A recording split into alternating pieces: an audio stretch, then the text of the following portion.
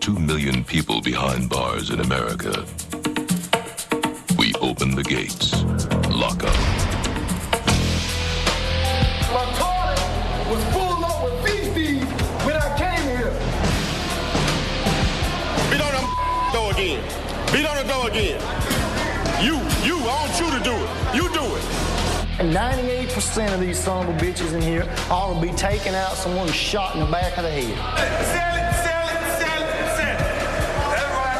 Tell me what I'm gonna do. Oh, baby, just tell me what I'm gonna do. Idle hands is the devil's playground, so I stay busy. You think this could get me on American Idol? The execution team will escort the condemned from his death cell into the execution chamber, place him on the gurney. You ain't here for going to church. You ain't here because you was doing something constructive. You have been doing something constructive. You never. I was doing something constructive till they me down there. Yeah. And outside Atmore, Alabama looks much as it did in 1969. That was the year the Holman Correctional Facility, one of Alabama's maximum security prisons, opened its gates. All of Alabama's executions are carried out here. The prison was originally built to house 540 inmates.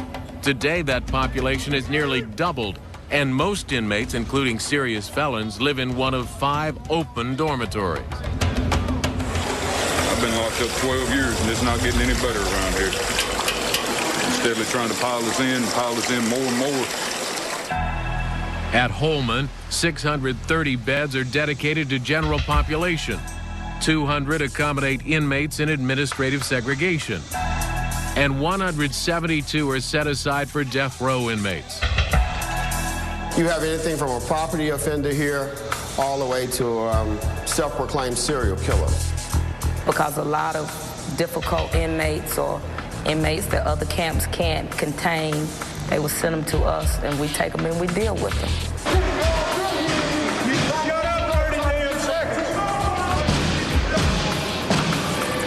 People can get tied up, people can get shot up, people can get stabbed up. Wrong place, wrong time, you might get hurt. So it's up to you to maintain and weed. You know what I'm saying? If you can't weed, then you're going to be another statistic. Either you're going to get messed up or locked up. When I was growing up in this area, we used to be literally scared to pass by the road because we would hear all these horror stories of like people getting killed. I've seen a guy, get opened up, I've seen stabbings. I've pretty much seen it all. Over the years, Holman's reputation for violence has earned the facility a number of nicknames. The slaughter pen of the South, the House of Pain. Some call it Dead Man Land. The Bottom, the Pit, the Beast. Man, this place is savage. It's a messed up prison, you ask me. It's the bottom of the barrel. People call it the bottom. The bottom. Everybody calls it the bottom. It was terrible at one time. You might have 2 or 3 fights going on at the same time. Stabbings, quite a few killings. It's not like working at a Walmart. Since becoming the warden at Holman, Grant Culliver has tried to steer the prison away from its violent past. He has set up procedures enabling inmates to settle disputes with words, not weapons. Back in the day, they fought it out, and then later on, someone more likely to get killed. But today, they'll come to a staff member and discuss with a staff member, and they will end it right there. I expect an officer to be a professional, treat the inmate population firm, but fair. Anthony Fuller, I got you for a shakedown. Officers also keep things under control by conducting surprise shakedowns, random searches for hidden contraband. I found a knife. It was wrapped up in this jacket on the floor, on the head of the bed. I would say 80% of them can put their hands on the knife within a minute. You find a piece of metal or something, file it down on the concrete. You don't need it. You ain't got to be sharp. It's just got to have a point. put your handle on it and do what you need to do. One of Holman's most notorious inmates, Bobby Gilbert, is serving multiple sentences for crimes committed inside prison. I'm serving a life without parole sentence, 2 life sentences, 2 99-year sentences, a 40-year sentence, a 20-year sentence, and a 10-year sentence, all together.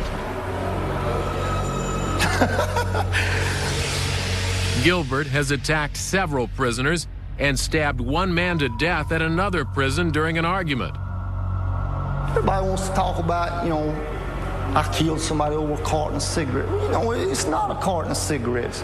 That may be the catalyst that leads to something, but if somebody owes me a soda pop, and they come to me and say, hey man, I need to get that soda pop you owe me, and I spit in their face and talk to them like they a bitch or something, and then they kill me, whose fault is it? It wasn't about the soda pop no more. On the street, you call the police and put a stop to that. What are you doing here? I tell you what you do. You go get you a knife and you stab that son of a bitch and you say you ain't taking nothing else. That's the end of that. Here's what happens when you come to take something from me. 98% of these son of a bitches in here ought to be taken out somewhere and shot in the back of the head. And maybe I'm part of that 98%. At Holman, inmates like Bobby Gilbert who commit a violent act are sent to administrative segregation, or SEG. Here, they spend 23 hours a day in solitary confinement. In SEG, they can't smoke. They can't be out without being handcuffed. They have to have someone escort them everywhere they go. Treat me like I'm an animal. I ain't no animal. I'm a human being like everybody in this world. I think the idea of it is a deterrent, to make them want to do right. So maybe they spend a little time back here in this single cell lockup. They might want, when they get out, want to do better and do the right thing. Depending on the offense, time spent in SEG can be anywhere from 90 days to an indefinite period of time. L0ck-up come back straight about 6 years ago. They ain't told me when they're going to let me out or not. It's been almost 6 years in a one-man cell. SEG time is worse during an Alabama summer when temperatures inside the cells can become extremely hot. Tremendously hot. And it don't cool off none. It's just wait at nighttime too. The best you can do is get 2 or 3 hours of sleep early in the morning time, and then after that just get up and pace the floor and try to get cooled off the best way you can. One of the inmates here is Stephen Parker, a self-proclaimed shot caller in the Aryan Brotherhood gang. Parker recently landed in SEG for slashing a fellow inmate's throat with a box cutter. I was going to get some swastikas tattooed on the side of my neck because I just thought it would look cool. I wanted to get 2 of them on each side, like Frankenstein bolts. And me and him had worked a deal, and I kept going back to him. And we kept on going around for about 2 months. He said he's going to pay somebody else to run them. I said, well, you just need to give me my money back. And he didn't want to do it. So I went for the Parker has been in trouble before. At another prison, he nearly strangled an inmate to death. He's serving a life sentence for murdering his stepmother and almost killing his father.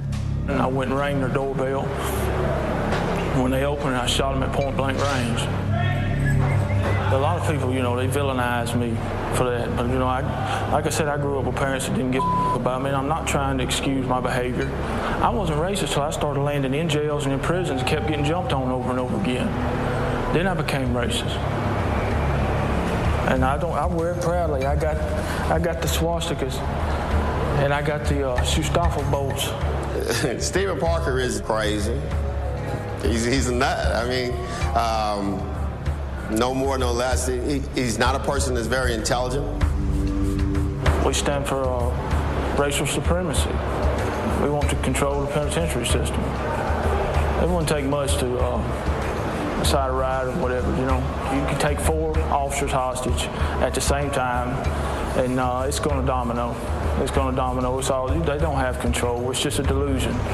Forbidden to write letters in SEG to general population, Parker says he's able to communicate with fellow Aryan Brotherhood inmates by writing to friends on the outside. They're lazy. They don't read the mail. The mail clerk doesn't. I don't think she would have time to read the mail, even if she wanted to. This letter is from Stephen Parker to an inmate named Reese.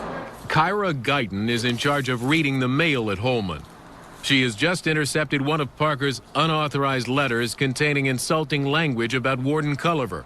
He wrote, Culliver, and I'm not going to read all of that because there's a lot of cussing in it. He's an idiot, treats everyone like inferiors or children. I cannot stand that, and he is supercilious jackass. Stephen Parker's a weirdo anyway. Very weird. That's why he stays locked up in the back. This is the execution chamber at the Holman Correctional Facility. In Alabama, death row inmates are executed on this gurney. The sentences are always carried out at 6 in the evening. I was 16 when the crime happened. I was 18 years old when I was sentenced to death. I was charged with capital murder, consisting of 4 more deaths and 1 act of escape. I was sentenced to death by the jury and judge. The jury voted 10 votes to 2 for death. I was living with my father. Me and him couldn't get along. Looking back, it's a lot of the trouble that me and him had was my fault. Things kept escalating. We got into fights. It just got to the point where, in my mind at that time, I didn't feel like I had any way out. The next time we got into a fight, as soon as I got him off of me, I started shooting. I didn't stop shooting until the gun was empty. During the fight with me and my father, my stepmother and 2 stepsisters were in the house. When the fight started, they ran upstairs. A friend went after me. He kicked in a bathroom door. He shot the woman. He cut the little girl's throat. And he found the little girl and cut her. And when he come back downstairs, he told me what had happened. We decided to make up a cover story. We made it try to look like a robbery.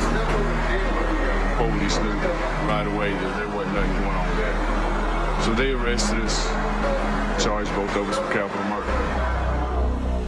The execution team will escort the condemned from his death cell into the execution chamber, place him on a gurney. A microphone is basically used to read the death warrant to the condemned and also to allow the condemned to make a last statement. Prior to being arrested and going to arraignment, I didn't even know Alabama had a death penalty. So when the judge told me the sentences that I faced, I didn't think he was telling the truth. I didn't think that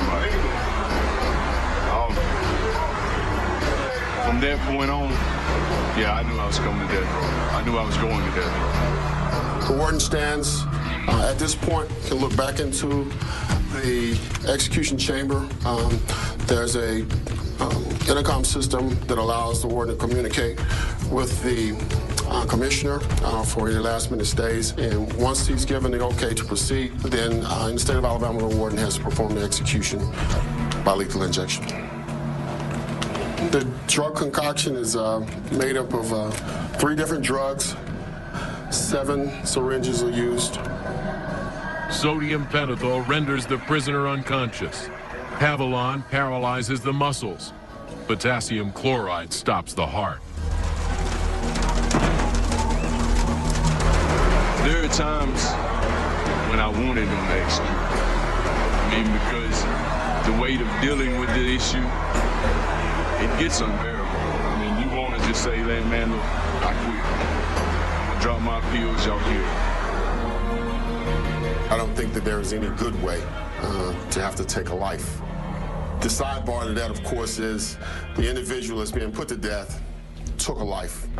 I look at it as just the general public of the state of Alabama actually carrying out the execution. I just happen to be the tool in place to be able to do that. If I refuse to do that, then I'm actually refusing to carry out a law that I said that I would uphold. I started.